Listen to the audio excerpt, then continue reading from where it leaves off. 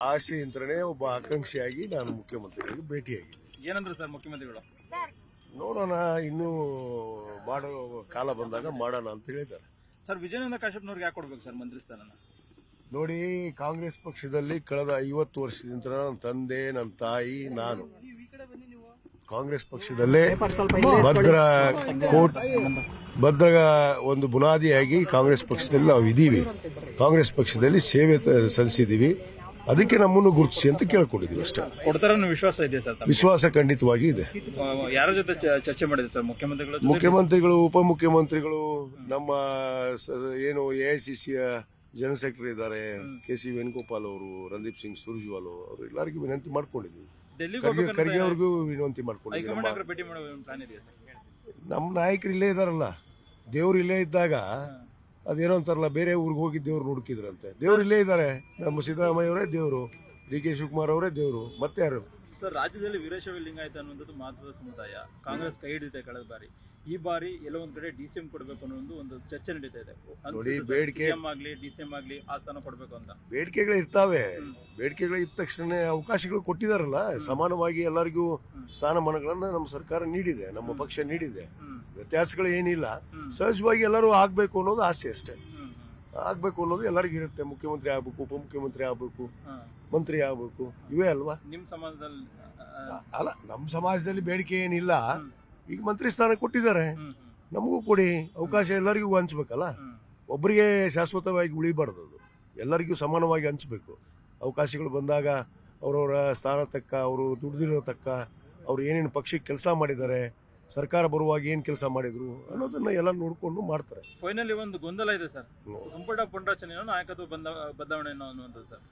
ನೋಡಿ, ಅದನ್ನ ನಾವು ಆ ಹಂತವನ್ನ ನಾವು ಹೇಳಕ್ ಆಗೋದಿಲ್ಲ. ಅದನ್ನ ನಮ್ಮ AICC ಅಧ್ಯಕ್ಷರಿದ್ದಾರೆ, ರಾಹುಲ್ ಗಾಂಧಿ ಅವರು ಇದ್ದಾರೆ, ನಮ್ಮ KC ವೇಣುಗೋಪಾಲ್ ಸಾಹೇಬ್ರು ಇದ್ದಾರೆ, ಅವರೆಲ್ಲ ತೀರ್ಮಾನ ಮಾಡ್ತಾರೆ. ತಮ್ಮ ನಿರ್ಣಯ ಪ್ರಕಾರ ಏನು ಸರ್, ಏನಾಗ್ಬೋದು ಸರ್?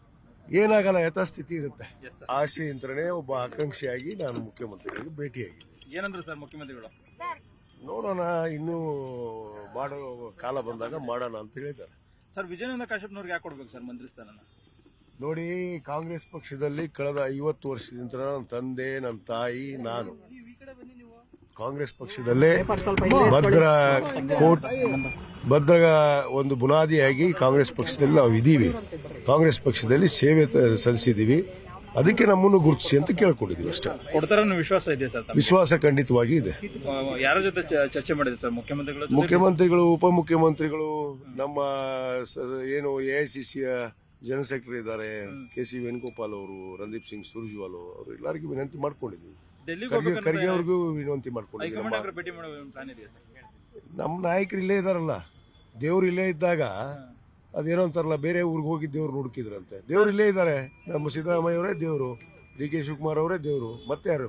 ಸರ್ ರಾಜ್ಯದಲ್ಲಿ ವೀರಶೈವ ಲಿಂಗಾಯತ ಅನ್ನುವಂಥದ್ದು ಮಹತ್ವದ ಸಮುದಾಯ. ಕಾಂಗ್ರೆಸ್ ಕೈ ಹಿಡಿದಿದೆ ಕಳೆದ ಬಾರಿ. ಈ ಬಾರಿ ಎಲ್ಲೋ ಒಂದ್ ಕಡೆ DCM ಕೊಡಬೇಕು ಅನ್ನೋ ಒಂದು ಚರ್ಚೆ ನಡೀತಾ ಇದೆ. ನೋಡಿ, ಬೇಡಿಕೆ ಆಗ್ಲಿ DCM ಆಗ್ಲಿ ಆ ಸ್ಥಾನ ಕೊಡಬೇಕು ಅಂತ ಬೇಡಿಕೆಗಳು ಇರ್ತಾವೆ. ಬೇಡಿಕೆಗಳು ಇದ್ದ ತಕ್ಷಣ ಅವಕಾಶಗಳು ಕೊಟ್ಟಿದಾರಲ್ಲ, ಸಮಾನವಾಗಿ ಎಲ್ಲರಿಗೂ ಸ್ಥಾನಮಾನಗಳನ್ನ ನಮ್ಮ ಸರ್ಕಾರ ನೀಡಿದೆ, ನಮ್ಮ ಪಕ್ಷ ನೀಡಿದೆ. ವ್ಯತ್ಯಾಸಗಳು ಏನಿಲ್ಲ. ಸಹಜವಾಗಿ ಎಲ್ಲರೂ ಆಗ್ಬೇಕು ಅನ್ನೋದು ಆಸೆ ಅಷ್ಟೇ. ಆಗ್ಬೇಕು ಅನ್ನೋದು ಎಲ್ಲರಿಗೂ ಇರುತ್ತೆ. ಮುಖ್ಯಮಂತ್ರಿ ಆಗ್ಬೇಕು, ಉಪಮುಖ್ಯಮಂತ್ರಿ ಆಗ್ಬೇಕು, ಮಂತ್ರಿ ಆಗ್ಬೇಕು, ಇವೇ ಅಲ್ವಾ? ನಿಮ್ ಸಮಾಜದಲ್ಲಿ ಅಲ್ಲ, ನಮ್ಮ ಸಮಾಜದಲ್ಲಿ ಬೇಡಿಕೆ ಏನಿಲ್ಲ. ಈಗ ಮಂತ್ರಿ ಸ್ಥಾನ ಕೊಟ್ಟಿದ್ದಾರೆ, ನಮಗೂ ಕೊಡಿ. ಅವಕಾಶ ಎಲ್ಲರಿಗೂ ಹಂಚ್ಬೇಕಲ್ಲ. ಒಬ್ಬರಿಗೆ ಶಾಶ್ವತವಾಗಿ ಉಳಿಬಾರ್ದು, ಅದು ಎಲ್ಲರಿಗೂ ಸಮಾನವಾಗಿ ಹಂಚ್ಬೇಕು. ಅವಕಾಶಗಳು ಬಂದಾಗ ಅವರವರ ಸ್ಥಾನ ತಕ್ಕ, ಅವರು ದುಡ್ದಿರೋ ತಕ್ಕ, ಅವ್ರು ಏನೇನು ಪಕ್ಷಕ್ಕೆ ಕೆಲಸ ಮಾಡಿದ್ದಾರೆ, ಸರ್ಕಾರ ಬರುವಾಗ ಏನ್ ಕೆಲಸ ಮಾಡಿದ್ರು ಅನ್ನೋದನ್ನ ಎಲ್ಲ ನೋಡ್ಕೊಂಡು ಮಾಡ್ತಾರೆ. ಫೈನಲಿ ಒಂದು ಗೊಂದಲ ಇದೆ ಸರ್, ಸಂಪುಟ ಪುನರಚನೆಯೋ ನಾಯಕತ್ವ ಬದಲಾವಣೆ ಅನ್ನುವಂಥದ್ದು ಸರ್. ನೋಡಿ, ಅದನ್ನ ನಾವು ಆ ಹಂತವನ್ನ ನಾವು ಹೇಳಕ್ ಆಗೋದಿಲ್ಲ. ಅದನ್ನ ನಮ್ಮ AICC ಅಧ್ಯಕ್ಷರಿದ್ದಾರೆ, ರಾಹುಲ್ ಗಾಂಧಿ ಅವರು ಇದ್ದಾರೆ, ನಮ್ಮ KC ವೇಣುಗೋಪಾಲ್ ಸಾಹೇಬ್ರು ಇದ್ದಾರೆ, ಅವರೆಲ್ಲ ತೀರ್ಮಾನ ಮಾಡ್ತಾರೆ. ತಮ್ಮ ನಿರ್ಣಯ ಪ್ರಕಾರ ಏನು ಸರ್, ಏನಾಗ್ಬೋದು ಸರ್? ಏನಾಗಲ್ಲ, ಯಥಾಸ್ಥಿತಿ ಇರುತ್ತೆ. ನಿರ್ಭೀತ, ನಿಷ್ಪಕ್ಷಪಾತ, ವಿಶ್ವಾಸಾರ್ಹ ಸುದ್ದಿಗಳಿಗೆ ಮತ್ತೊಂದು ಹೆಸರಾಗಿರೋ News18 ಕನ್ನಡ ಈಗ ಆಪ್ನಲ್ಲೂ ಲಭ್ಯ ಇದೆ.